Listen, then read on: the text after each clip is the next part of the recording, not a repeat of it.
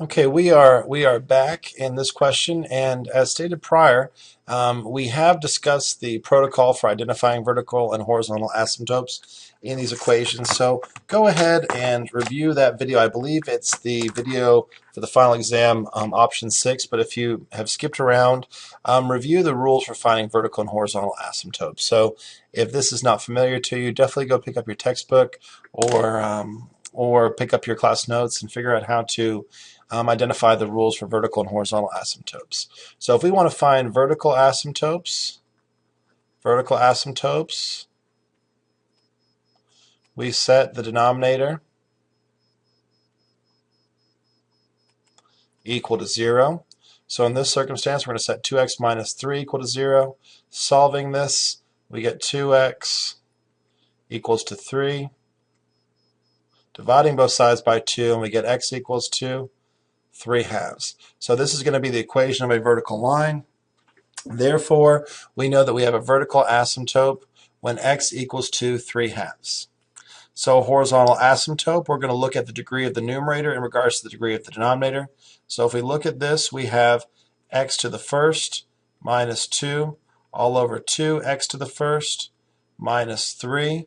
Hopefully you recognize the degree here is a value of 1, and the degree here is also a value of 1. Therefore, your degrees are equal, and you have a horizontal asymptote at the ratio of their leading coefficients. So it will be in the form of y equals to the ratio of their leading coefficients, which is just going to be 1 over 2. Make sure that when you write these equations for the vertical asymptote and for your horizontal asymptote, that you write the vertical in the form of a vertical line, which has to be x equaling to a constant, and you write the horizontal in the form of a horizontal line, which falls in the form of y equaling to a constant. Continuing on, we have to find the horizontal asymptote of the following function. So hopefully when we're thinking horizontal asymptote, we are thinking leading term of numerator versus the denominator. Hopefully we're all thinking leading term of the numerator versus the denominator. So it's not imperative that I FOIL my whole numerator out because I'm looking for the horizontal asymptote. However, I do have to identify the degree. So here I will have x minus 1 times 2x squared plus 3 all over 4x squared. So notice here, I will have x times 2x squared. If I FOIL these together, that will give me 2x cubed plus something else. But I don't care about that something else. All over a value of 4x squared. Okay, so notice here we look at our numerator exponent, which is a value of 3, our denominator exponent, which is a value of 2. We know 3 is greater than 2, therefore this guy is top heavy.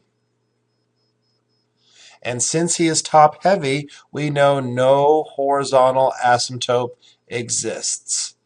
Actually, in this circumstance, we would have an oblique or a slant asymptote. The question didn't ask for the equation of the oblique or the slant asymptote, therefore we don't have to give it. But in this circumstance, we recognize that we do not have a horizontal asymptote. We only have an oblique or a slant asymptote. Continuing on. Here we want to determine the horizontal asymptote of the following. So notice here, as we saw before, we have to only worry about the degree of our numerator in relation to the degree of the denominator. So we're going to have 3x minus 1 times 2x plus 3 all over 2x plus 1.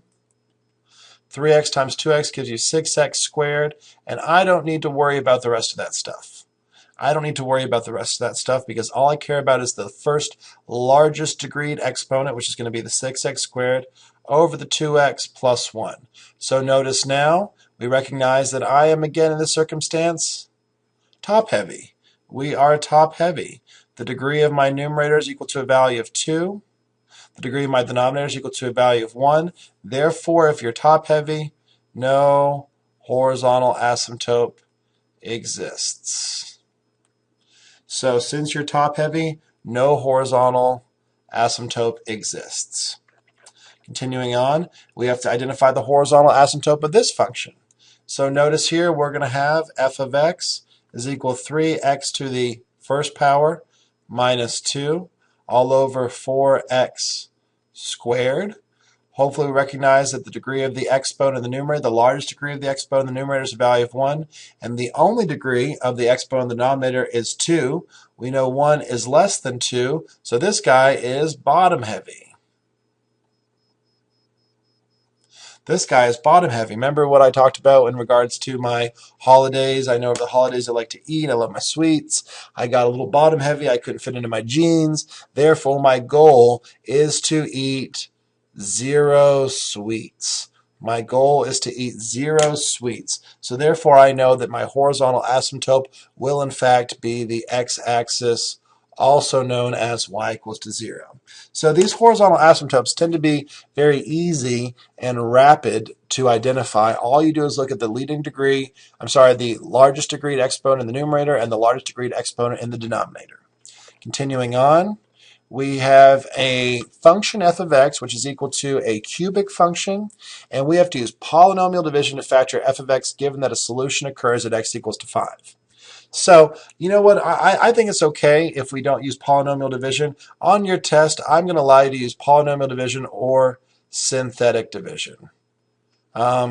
I'm going to allow on the test to use either or. You will not be restricted. And I tend to think that synthetic division is much easier. As we advance through course, polynomial division tends to be a little juvenile and somewhat sloppy.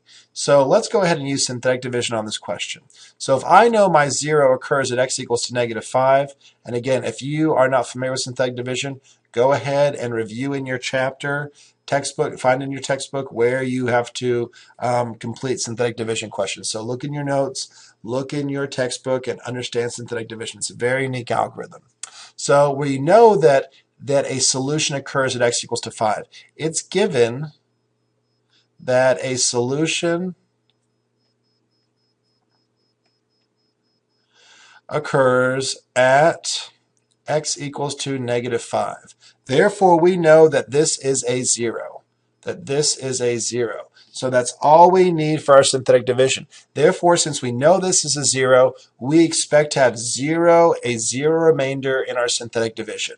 So I'm going to set this up as such. So I have -5 being my 0, and I make sure all my coefficients are present. I have an x cubed, I have an x squared, and I have an x cubed, I have an x squared, and I have an x, and then a constant. So all my terms are present. I don't have to add any 0 coefficients. I recognize my leading coefficient's a value of 1. My next coefficient's a value of -2. My next coefficient's a value of -23. And my last constant or coefficient's a value of 60.